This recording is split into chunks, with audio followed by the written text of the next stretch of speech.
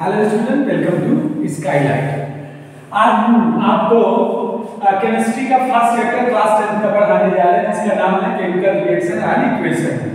ठीक है, तो सबसे पहले जैसे कि नाम में ही आप देख रहे हैं केमिकल रिएक्शन, तो हम सबसे पहले जो समझते हैं कि केमिकल रिएक्शन होता क्या है। तो chemical reaction this is the process in which a new substance is formed from other substances with new properties. So for example, हम एग्जाम्पल के माध्यम से इसको समझाना चाहेंगे कि आप केमिकल रिएक्शन का मतलब क्या होता है। जैसे कोई एक सब्सटेंस लिए दूसरा सब्सटेंस के साथ उसको कंबाइन किए और उसमें कुछ केमिकल चेंज हुआ और एटम का रीअरेंजमेंट होने के बाद न्यू सब्सटेंस फॉर्म हो जाता है, उसको हम केमिकल रिएक्शन कहते हैं। जैसे कि आप ले लीजिए, मान लीजिए ये आपका हाइड्रोजन है, हाइड्रोजन और ऑक्सीजन के साथ रिएक्ट करता है तो एक न्यू सब्सटेंस का फॉर्मेशन होता है जिसे हम वाटर कहते हैं। ठीक है, तो देखिए ये आपका वाटर फॉर्म हो गया। ठीक है, तो ये जो प्रोसेस हो रहा है आफ्टर कंबाइनिंग टू सब्सटेंस, हाँ, तो ऑक्सीजन एंड हाइड्रोजन आपस में रिएक्ट होंगे और एक न्यू सब्सटेंस वाटर का फॉर्मेशन करेंगे, तो ये आपका केमिकल रिएक्शन हो जाता है। ठीक है,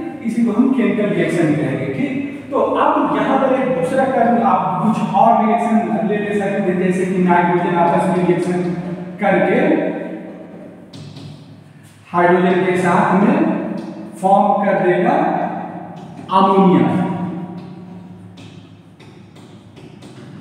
तो ये जो हो रहा है कि after reacting two substances to form another substance, that is called a chemical reaction.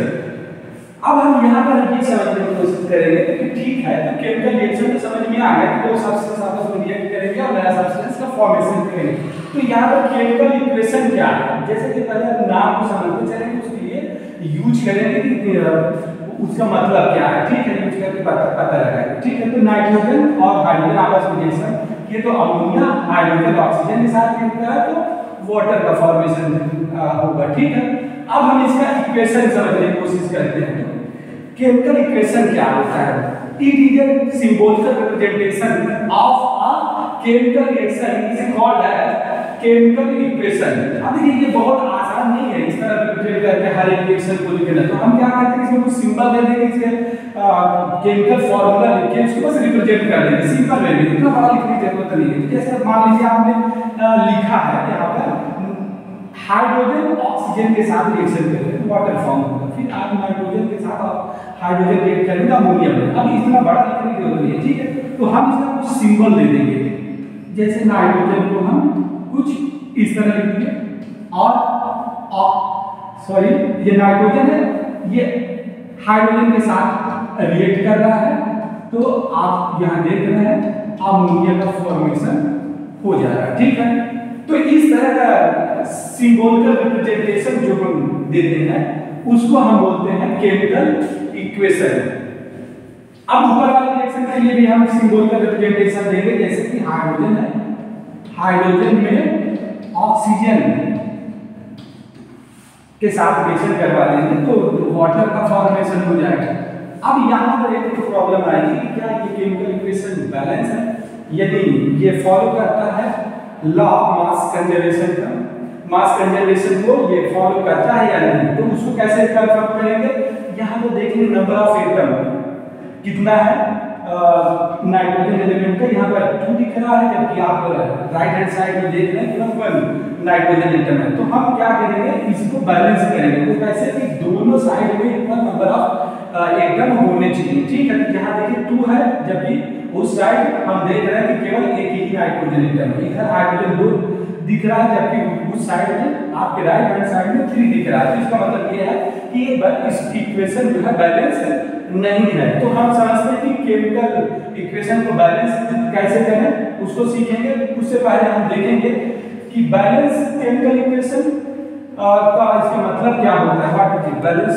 तो अब आप आइए देखते हैं बैलेंसिंग केमिकल इक्वेशन। ठीक है, बैलेंसिंग केमिकल इक्वेशन का मतलब ये होता है कि number of atom of the right hand side should be equal to number of atom in left side, ठीक है। अब यहाँ पर देखिए दोनों साइड में नंबर ऑफ एटम किसी भी एलिमेंट के इक्वल होने चाहिए, तो इस कंडीशन को बोलेंगे बैलेंसिंग केमिकल इक्वेशन, ठीक है। अगर दोनों साइड आपका नंबर ऑफ एटम एलिमेंट के इक्वल हो तो हम उसको कहेंगे कि balance chemical equation, otherwise non balance chemical unbalance chemical equation, ठीक है। तो चलिए आप देखते हैं बैलेंस केमिकल इक्वेशन और अनबैलेंस केमिकल इक्वेशन। तो हमने यहाँ आपको रिप्रेजेंट करके दिखाया, सिंबल का रिप्रेजेंटेशन दिया है अमोनिया के फॉर्मेशन का, किस तरह वो अमोनिया फॉर्म होता है नाइट्रोजन और हाइड्रोजन के आपस में मिलने से।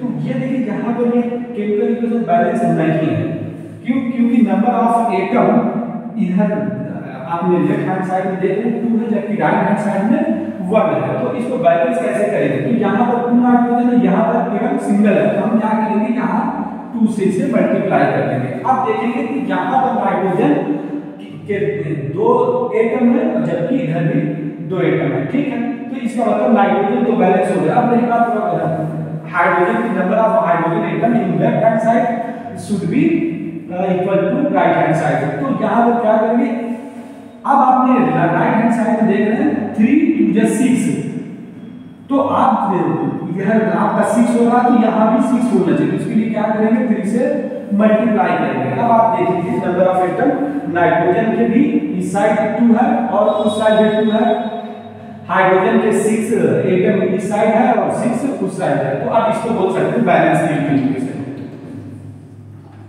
Balance chemical equation. अब हम सेकंड वाला देखते हैं क्या ये भी बैलेंस है या अनबैलेंस। जब देखिए हाइड्रोजन की यहाँ पे 2 एटम है, जबकि आप राइट हैंड साइड में देख रहे हैं 2 ही हाइड्रोजन के एटम है। लेफ्ट हैंड साइड में ऑक्सीजन के 2 एटम, जबकि ऑक्सीजन के राइट हैंड साइड में केवल 1 एटम है।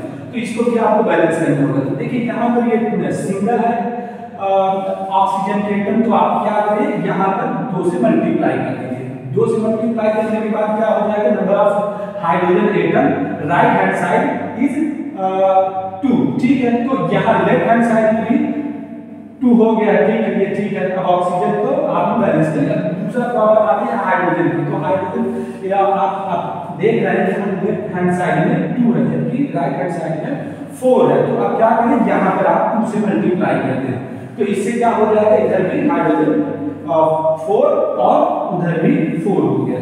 तो हाइड्रोजन भी बैलेंस हो गया और ऑक्सीजन भी बैलेंस हो गया। तो ये हो गया आपका बैलेंस केमिकल इक्वेशन। तो चलिए अब यहाँ पर जाने पॉइंट करें कि हम आते हैं टाइप्स ऑफ केमिकल रिएक्शन में। तो यहाँ पर हम 5 तरह की केमिकल रिएक्शन को पढ़ेंगे, जिसमें से हम आपको एक बार पहले बता दें कौन कौन सी केमिकल रिएक्शन को पढ़ने वाले हैं। तो देखिए सबसे पहले हम पढ़ेंगे कॉम्बिनेशन, दूसरा पढ़ने वाले हैं डिकम्पोजिशन, तीसरा डिस्प्लेसमेंट, चौथा डबल डिस्प्लेसमेंट,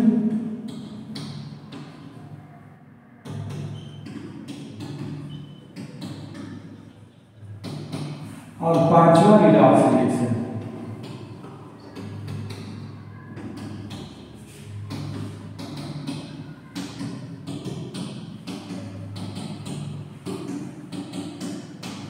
कॉम्बिनेशन रिएक्शन में क्या होता है, 2 सब्सटेंस आपस में जुड़ के एक सिंगल प्रोडक्ट का फॉर्मेशन करते हैं। The reaction in which one single product is form after combination of 2 other substances, ठीक है। तो यहां पर क्या देखेंगे कि कुछ इस तरह होने वाला है कि 2 or more than 2 reactant combine to form a single product that is called as combination reaction. For example, मान लीजिए आपके पास A है और B के साथ रिएक्ट कर रहा है और C का फॉर्मेशन कर रहा है। तो देखिए यहाँ पर 2 रिएक्टेंट लिए, ये 2 रिएक्टेंट है, उसके कॉम्बिनेशन से एक सिंगल प्रोडक्ट का फॉर्मेशन हुआ। तो इस तरह के जो भी रिएक्शन होंगे उसको हम कॉम्बिनेशन रिएक्शन कहेंगे। Decomposition reaction when one reactant is split into two or more than two product, that is called a decomposition reaction. यहाँ पर क्या देखेंगे कि ये जस्ट रिवर्स होगा, just opposite of combination reaction. मान लीजिए आपके पास A है और वो स्प्लिट होके B और C का फॉर्मेशन कर रहा है, single reactant converted into two और more than two product, that is called decomposition reaction. अब डिस्प्लेसमेंट रिएक्शन में क्या देखेंगे कि A है और वो B C के साथ रिएक्शन करेगा, तो ये more reactive element low reactive element को डिस्प्लेस करेगा और उसकी जगह ले लेगा। ठीक है, मान लीजिए यहाँ पर ये देखिए A डिस्प्लेस करेगा B को और उसी की जगह पर खुद A आ जाएगा और बन जाएगा AC प्लस B। अब यहाँ पर डबल डिस्प्लेसमेंट में क्या होगा, एक्सचेंज ऑफ आयन। इसमें क्या होगा कि आयन आपस में एक्सचेंज होंगे। ठीक है, तो हम इसको अभी डिटेल में पढ़ने वाले। रिडॉक्स रिएक्शन क्या है? The reaction in which oxidation and reduction both simultaneously take place. ठीक है, तो यहाँ पर क्या देखेंगे, दोनों reduction and oxidation take place simultaneously in this reaction is called as redox reaction. ठीक है, तो चलिए हम एक एक को एक्सप्लेन करेंगे डिटेल में। यहाँ पर कुछ एग्जांपल लेके दिखाएंगे कि अब जैसे आप स्टार्ट करने से पहले कॉम्बिनेशन रिएक्शन। ठीक है, कॉम्बिनेशन रिएक्शन का कुछ एग्जांपल लेके देखते हैं। ठीक है, जैसे मान लीजिए आपने लिया है कार्बन और ऑक्सीजन के साथ रिएक्शन करवाएंगे तो कार्बन डाइऑक्साइड। देखिए यहाँ कॉम्बिनेशन हो रहा है, दो सब्सटेंस आपस में रिएक्ट करके एक सिंगल प्रोडक्ट का फॉर्मेशन कर रहे हैं, इसलिए हम इसको क्या कौन सा लिखा हुआ है, कॉम्बिनेशन रिएक्शन। ठीक है, अभी कॉम्बिनेशन रिएक्शन का कुछ और एग्जांपल लेने वाले हैं। जैसे अभी आपने नाइट्रोजन और हाइड्रोजन तो आपस में रिएक्ट करा के बनाए थे अमोनिया। अब देखिए कैल्शियम ऑक्साइड वाटर के साथ रिएक्ट करेगा तो बना देगा कैल्शियम हाइड्रोक्साइड। अमोनिया रिएक्ट करेगा 3HCl के साथ, तो ये अमोनियम हाइड्रोक्साइड का फॉर्मेशन करेगा। ठीक है, अब यहाँ पर कोई केमिकल रिएक्शन में आप इसको मोर इंफॉर्मेटिव बनाने के लिए केमिकल रिएक्शन को आप यहाँ पर उसके फेस को भी रिप्रेजेंट कर सकते हैं। जैसे फेस को रिप्रेजेंट करने के लिए अभी कोई सब्सटेंस है तो अगर वो गैसियस फॉर्म में होगा तो हम ब्रैकेट में उसके सामने G लिखेंगे, अगर वो लिक्विड फॉर्म में होगा तो L लिखेंगे, सॉलिड फॉर्म में होगा तो S लिखेंगे, एक्वस फॉर्म में होगा तो AQ लिख देंगे। जैसे कि यहाँ पर हम लिखने वाले हैं कि सॉलिड फॉर्म में होगा और ये गैसियस फॉर्म में होगा, जो बनेगा वो भी कार्बन डाइऑक्साइड गैसियस फॉर्म में। इस तरह हम देख रहे हैं कि ये G हो जाएगा। ये अब हमारे ये केमिकल इक्वेशन मोर इंफॉर्मेटिव बन गया, यानी इससे हमें और ज्यादा इंफॉर्मेशन मिल रही है। ठीक है, तो यहाँ पर आप और भी ले सकते हैं कि मैग्नीशियम को ऑक्सीजन की प्रेजेंस में हीट करेंगे तो magnesium oxide. These are the example of the combination reaction. ठीक है, अब हम कुछ और एग्जांपल लेंगे। चलिए देखते हैं दूसरा एग्जांपल।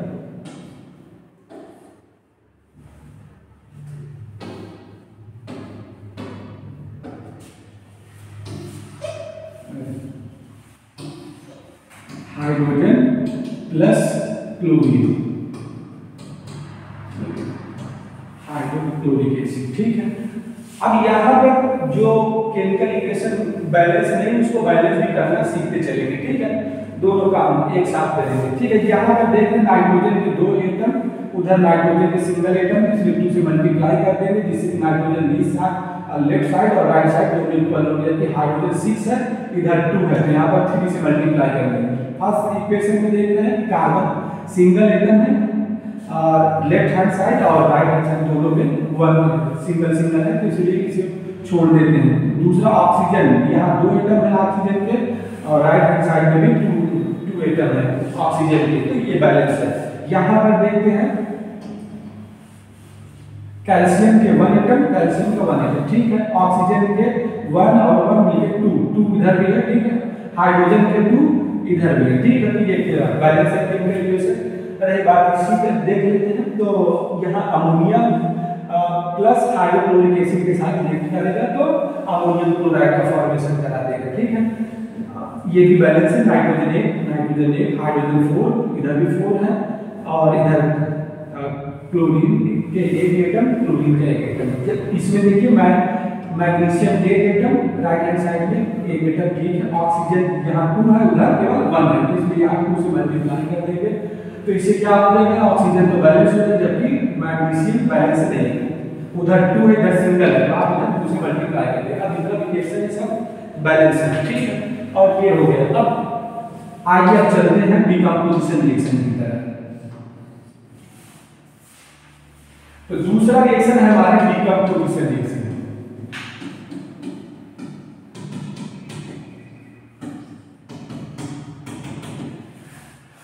डिकम्पोजिशन रिएक्शन क्या होता है? Decomposition reaction the reaction in which one reactant is split into 2 or more than 2 product, that is called as decomposition reaction। यहाँ क्या होगा, एक रिएक्टेंट होगा जो 2 या 2 से अधिक प्रोडक्ट का फॉर्मेशन करेगा। अब ये चीजें कई तरह से हो सकती है, या तो आप उसको हीट कर दें तो वो कई प्रोडक्ट में कन्वर्ट हो जाए, दूसरा आप उसको लाइट के प्रेजेंस में रख दें तो भी वो डिकम्पोज हो जाएगा, तीसरा आप उसमें इलेक्ट्रिसिटी यानी इलेक्ट्रिक करंट पास कर दें तो भी वो डिकम्पोज हो जाएगा। तो इस तरह डिकम्पोजिशन रिएक्शन 3 स्टेप में हम पढ़ने वाले हैं, ठीक है। तो हम सबसे पहले डिकम्पोजिशन, थर्मल डिकम्पोजिशन, जब हीट सप्लाई करके कोई डिकम्पोजिशन करते हैं किसी केमिकल का तो हम उसको बोलते हैं थर्मल डिकम्पोजिशन। तो पहले हम थर्मल डिकम्पोजिशन वाले सारे पार्ट को देखने वाले। तो थर्मल डिकम्पोजिशन में आप यहाँ एग्जांपल ले लीजिए।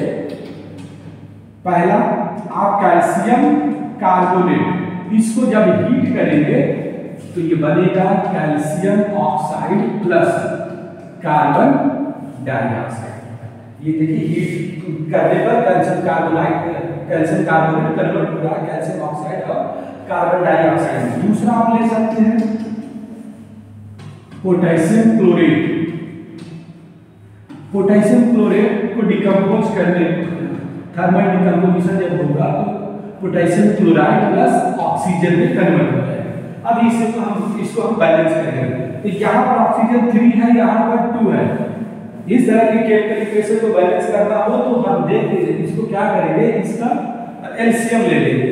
3 और 2 का एलसीएम 6 होगा, ठीक है। तो 6 हमें बनाना है, तो यहाँ 3 है, इसमें 2 से मल्टीप्लाई कर दें ये 6 हो जाएगा। यहाँ 2 है तो यहाँ 3 से मल्टीप्लाई करेंगे तो 6 हो जाएगा, ठीक है। ये चीजें हो गई। अब देखिए पोटेशियम क्लोरेट इधर है, यहाँ 2 मोल लिए हैं तो यहाँ पर 2 कर देंगे तो पोटेशियम के 2 एटम इधर भी, पोटेशियम के 2 एटम इधर भी, क्लोरीन के 2 एटम, क्लोरीन के 2 एटम, ऑक्सीजन के 6, उस साइड भी 6। तो ये केमिकल इक्वेशन बैलेंस हो गया। दूसरा decomposition reaction, thermal decomposition reaction example लेने जा रहे हैं। जैसे लेड नाइट्रेट लेंगे उसको हीट करेंगे तो ये कन्वर्ट होगा लेड ऑक्साइड और नाइट्रोजन डाइऑक्साइड प्लस ऑक्सीजन में, ठीक है। अब देखना है कि ये केमिकल इक्वेशन बैलेंस है या नहीं। तो यहाँ देख रहे हैं Pb1 है, Pb यहाँ भी 1, यानी लेड के एक एटम दोनों तरफ है, ठीक है। नाइट्रोजन के यहाँ 2 एटम, यहाँ पर केवल सिंगल है, ये बैलेंस नहीं है, और यहाँ 6 और यहाँ पर 2 ही है, ठीक है। तो इस तरह के इक्वेशन को बैलेंस करने के लिए आप कोशिश कर सकते हैं कि और ट्राई कर सकते हैं, नंबर बढ़ा के देख सकते हैं। तो चलिए 1 तो भाई ऑलरेडी हम 2 करके देख लेते हैं। यहाँ पर 2 जैसे लेंगे तो हम चेक करेंगे। देखिए लेड के 2 एटम है, अब यहाँ पर 2 लिख सकते हैं। 2 करने पर क्या हो जाएगा, लेट के 2 टर्म लेफ्ट हैंड साइड और राइट हैंड साइड दोनों तरफ हो गए लेट के। ठीक है, अब नाइट्रोजन की यहाँ पर 2 × 2 4, तो यहाँ 4 हो जाना चाहिए। चलिए 4 हो गया, नाइट्रोजन बैलेंस हो गया। ऑक्सीजन 6 2 12 होना चाहिए। 2 2 4 8 12, ये कंप्लीट है। तो अब यहाँ पे देखिए केमिकल इक्वेशन पूरी तरह से बैलेंस है। ठीक है, अब तीसरा एक और एग्जांपल ले लेते हैं थर्मल डिकम्पोजिशन का। ये है आपका फेरस सल्फेट। फेरस सल्फेट को हीट करेंगे, ये थर्मल डिकम्पोजिशन जब इसका होगा तो ये कन्वर्ट हो जाएगा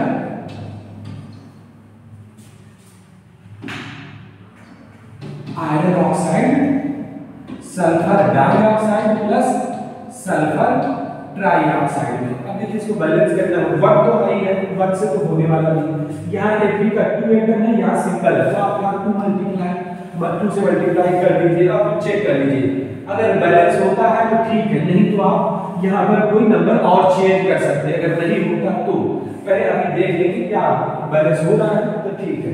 तो यहाँ 2 है Fe के, आयरन के 2 atom left hand side, right hand side भी 2 है, जबकि सल्फर के 2 एटम होने चाहिए, सल्फर के 1 और 1 2, सल्फर भी बैलेंस है। ऑक्सीजन 8 होने चाहिए, ठीक है। 3 2 5 प्लस 3 8, टोटल 8 ऑक्सीजन की भी इस तरह हम कह सकते हैं कि हमारा केमिकल इक्वेशन बैलेंस है। तो अब आप थर्मल डिकम्पोजिशन के कुछ एग्जांपल देख चुके हैं। ठीक है, तो आइए आप देखते हैं इलेक्ट्रोलिटिक।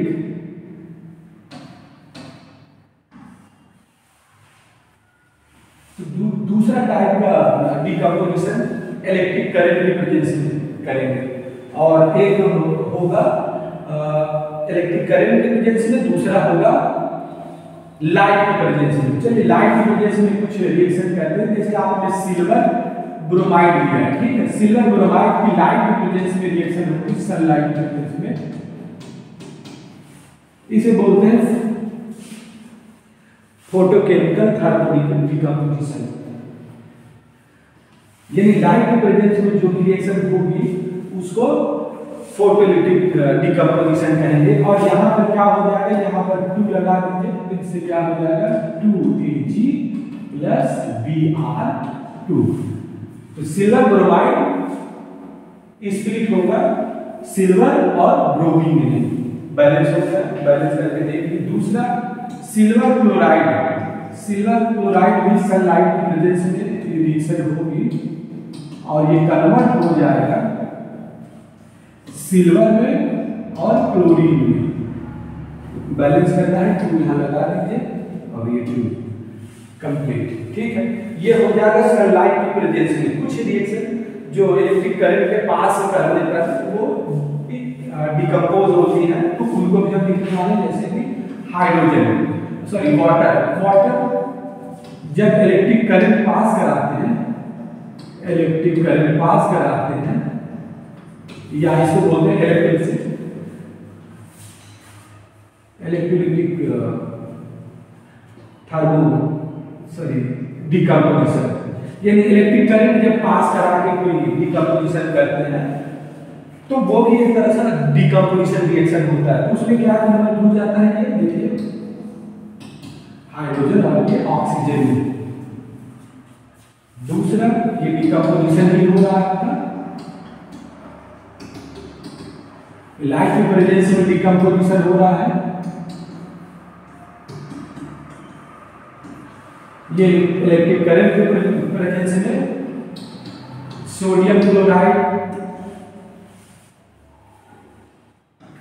सोडियम क्लोराइड का एक बार सॉल्यूशन ले लेंगे, इसमें इलेक्ट्रिक करंट पास कराएंगे तो ये भी कन्वर्ट हो जाएगा सोडियम मेटल में और क्लोरीन गैस में। ठीक है, तो इस तरह ये इलेक्ट्रिक करंट पास करके हम डिकम्पोजिशन करा रहे हैं।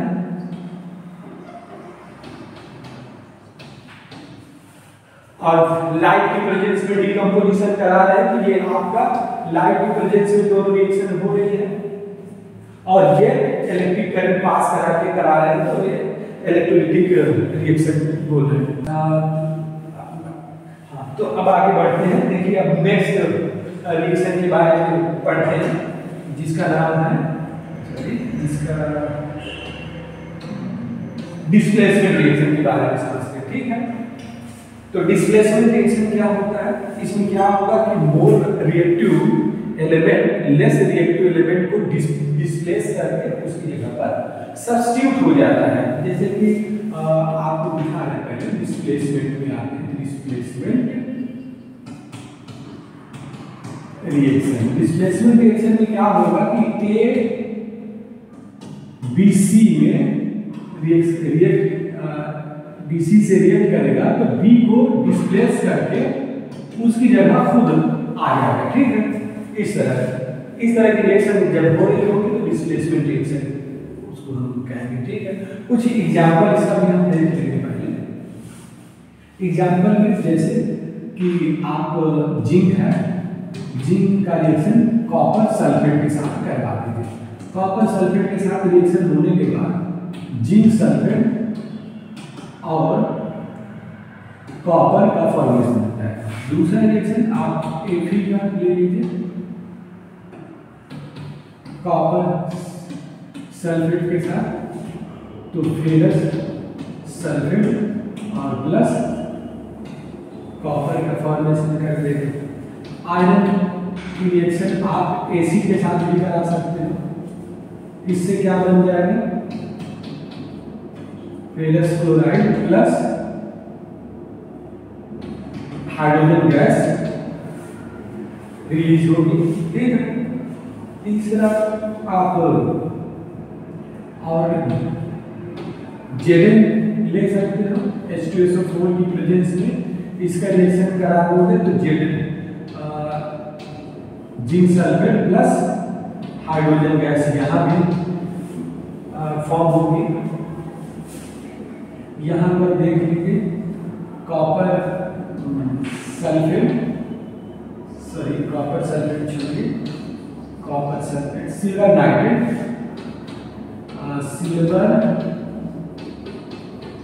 की रिएक्शन कॉपर के साथ करा दीजिए, बना देगा copper silver plus copper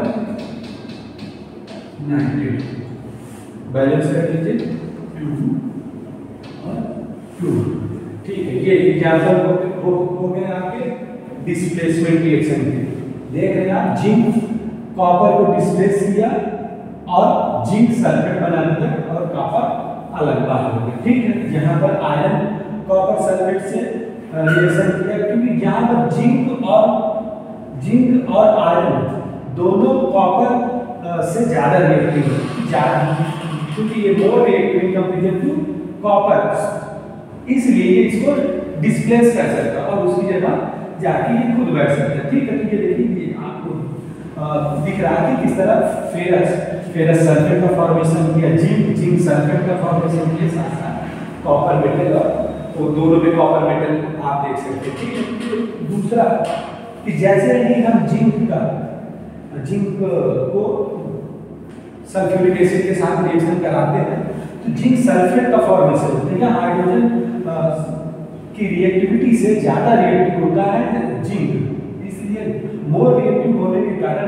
zinc जो है हाइड्रोजन को डिस्प्लेस कर दे रहा है और हाइड्रोजन गैस फॉर्म हो जाती है, जिंक सल्फेट का फॉर्मेशन हो जाता है। ठीक है, अब यहाँ पर सिल्वर नाइट्रेट में क्या हो रहा है? देखिए सिल्वर नाइट्रेट कॉपर के साथ रिएक्शन कर रहा है। अब चूंकि copper more reactive than silver, तो कॉपर इसको डिस्प्लेस कर सकता है। कॉपर डिस्प्लेस किया सिल्वर को और उसकी जगह रख दिया। ठीक है, तो बना दिया कॉपर नाइट्रेट और Ag, ये सिल्वर का फॉर्मेशन कर देते हैं। ये हो जाता डबल डिस्प्लेसमेंट का एग्जांपल। ठीक है, तो इसके बाद हम डबल डिस्प्लेसमेंट को देख सकते हैं। ठीक है, तो डबल डिस्प्लेसमेंट में आप एक साथ दो चीजें देखेंगे, exchange of ion between two substance के बीच आयन का एक्सचेंज होगा, ठीक है।